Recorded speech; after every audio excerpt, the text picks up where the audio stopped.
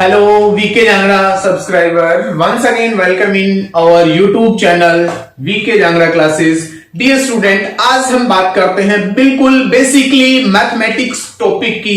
जो आज का हमारा टॉपिक रहेगा वो आपको 6th क्लास से हायर क्लासेस कंप्यूटेशन लेवल तक जब आप आते हो, कंप्यूटर लेवल के एग्जाम जब आप अटेम्प्ट करने बैठते हो तो वहां ये बहुत काम आने वाली है ये चीजें। आज हम बात करते हैं क्यूब एंड क्यूब रूट, जिसको हम बोलते हैं घन एवं घनमूल।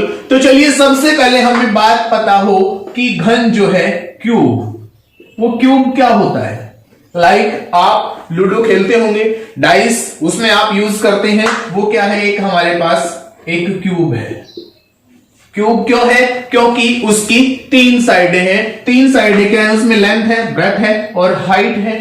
तो ठीक यहां पे भी उसमें क्या है, तीनों चीजें सेम है। तो इट मींस दैट क्यूब क्या है, किसी भी नंबर का 3 टाइम्स सेम मल्टीप्लाई अगर हम कर देते हैं तो हमें क्या मिलता है, उसका क्यूब मिलता है। सपोज 2 की power 3, it means that 2 multiply 2 multiply 2 means A number multiply by itself 3 times is called cube of given number। भाई सीधी सी बात है, जब कोई भी एक अंक हमें दिया हुआ है उसकी 3 बार मल्टीप्लाई कर देते हैं उसी के साथ, तो क्या निकल के आता है, हमारे पास क्यूब आता है।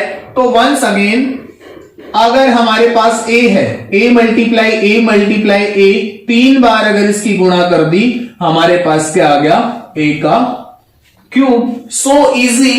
राम है हमारे पास, राम का क्यूब कर दिया। It means that Ram multiply Ram. कोई भी एग्जांपल ले लें आप। अब आते हैं नंबर के ऊपर, जैसे 1 का हमने क्यूब किया, 1 मल्टीप्लाई 1 आएगा हमारे पास क्या, 1 ही आएगा। अनदर 2 मल्टीप्लाई 2 2 2 जा 4 4 2 जा 8 क्या है, क्यूब है किस चीज का, 2 का। दोबारा से देखें, 3 का क्यूब करें, 3 मल्टीप्लाई 3, ये 3 का क्यूब होगा कितना, 27। 3 मल्टीप्लाई 3 3 जा 9 3 जा 27। So easy. अब देखिए 4 का अगर हम क्यूब करते हैं, 4 मल्टीप्लाई 4 दैट 64। 5 का अगर हम क्यूब करते हैं, 5 मल्टीप्लाई 5 इज इक्वल टू 125। अब यहां से आपने एक बात नोट की, वीडियो को लास्ट तक देखें, अच्छे से समझ आएगा। बिल्कुल इजी कंसेप्ट है, स्किप ना करें। और जो चैनल पे नया है, चैनल को सब्सक्राइब कर ले ताकि आने वाली वीडियो आपको जल्दी से मिल सके। चलिए 5 का क्यूब हमने किया। अब यहां से एक बात आपने नोट की, और ये फैक्ट है एक, इसका इंटरेस्टिंग फैक्ट है। वो कैसे, देखिए अब 2 था हमारे पास, 2 का क्यूब किया 8, 3 का क्यूब किया 27, 4 का क्यूब किया 64 एंड 5 125। यहां से हमारे पास 2 चीजें हैं, एक है ओड नंबर और दूसरा है इवन नंबर। नोट करने की बात है, ओड जो है हमारे पास 1 3 5 7, एक तो क्या है विषम संख्या और दूसरी क्या है सम संख्या। मतलब ये तो 2 से डिवाइड हो जाएगी, ये 2 से डिवाइड नहीं होने वाली है। 1 3 5 7, ऐसे ही इवन की बात करें 2 4 6 8 10, 2 4 6 8 10। अब ओड का ओड नंबर का अगर क्यूब हम करते हैं तो हमारे पास क्या आएगा, ओड ही आएगा। और इवन का अगर हम क्यूब करते हैं तो हमारे पास क्या आएगा, इवन ही आएगा। तो समझ आई होगी, आशा करता हूं। अब यहां से आगे बात करें, सपोज जैसे ये हुई हमारी क्यूब की बातें। अब बात आ जाती है क्यूब रूट्स की। कोई भी नंबर हमें दिया हुआ है, सपोज 64 ही है या 128 है, 64 है, बहुत सारे नंबर है, कोई भी नंबर है, उसके 3 फैक्टर एक जैसे अगर होंगे तो वहां से एक पेयर बन जाएगा 3 का, बिल्कुल इसका रेसिप्रोकल। वो क्या हो जाएगा हमारे पास, क्यूब रूट हो जाएगा। फॉर एग्जाम्पल देखिए यहां से अगर हमारे पास 2 मल्टीप्लाई 2 है, ये हुआ 8 के अगर हम फैक्टर करते हैं तो ये हो जाएगा। इन फैक्टर में से 3 में से एक कॉमन निकालना है हमें, और वो कॉमन क्या है? 2 कॉमन है। तो 8 का जो क्यूब रूट है वो कितना हो जाएगा? 2 हो जाएगा। तो ये क्या है? Cube and cube root. अब चलिए क्वेश्चन करते हैं इससे रिलेटेड। इससे पहले मैं आपको बता दूं, जो क्यूब है वो आपको मिनिमम 10 तक तो आपको लर्न होने ही चाहिए। जैसे बहुत से इजी एग्जांपल हैं। 7 का क्यूब करें 343, 8 का क्यूब करें 512, 9 का क्यूब करें 729, 10 का क्यूब करें 1000, 12 का क्यूब करें 1728, 13 का क्यूब करें, सॉरी इससे पहले 11 का क्यूब रहता है हमारे पास 1331, उसके बाद 12 का क्यूब करें 1728। अब ये तो हमें याद है।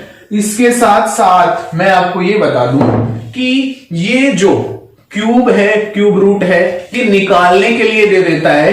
तो हमारे पास कौन सा मेथड रहता है क्यूब रूट निकालने के लिए? क्यूब निकालने के लिए तो हम क्या करें? 3 मल्टीप्लाई 3 मीन्स कोई भी एक नंबर है उसकी 3 टाइम मल्टीप्लाई कर देंगे तो हमारे पास क्या आ जाएगा? क्यूब आ जाएगा। और अगर 3 का एक पेयर कॉमन निकाल देंगे तो क्या आ जाएगा हमारे पास? क्यूब रूट आ जाएगा। तो चलिए आगे क्वेश्चन करते हैं।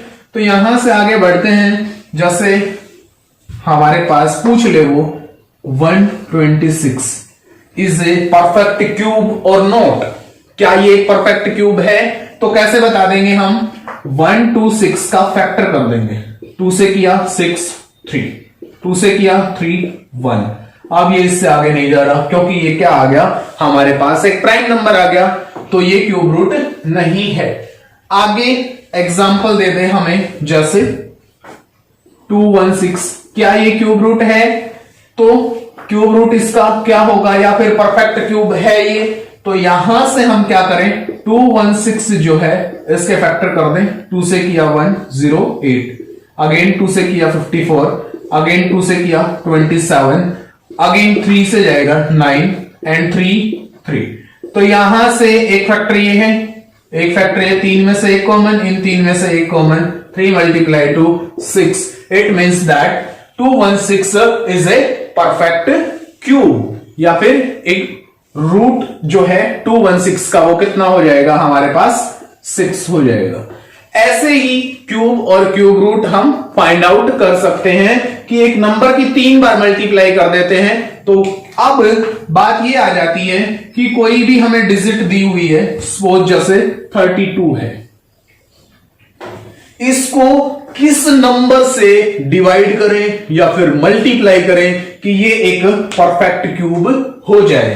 तो यहां से हम क्या करें? परफेक्ट क्यूब कब होगा? ये 32 है, इसके फैक्टर करें 2 से 16, 2 से 8 एंड 2 से 4 एंड 2 से 2 एंड 2 1 जा। अब देखिए 2 मल्टीप्लाई 2 1 2 3 4 5, 3 4 एंड 5। अब यहां से तो एक पेयर बन गया। किस चीज की कमी है? 2 की कमी है। अगर इसको 2 से मल्टीप्लाई कर दें तो ये परफेक्ट क्यूब बन जाएगा। और डिवाइड की बात अगर आती है तो इसको डिवाइड मीन्स हमें ये 2 और हटाने होंगे। 2 मल्टीप्लाई 2 तो है ही, हमें 4 से इसको डिवाइड कर देना होगा।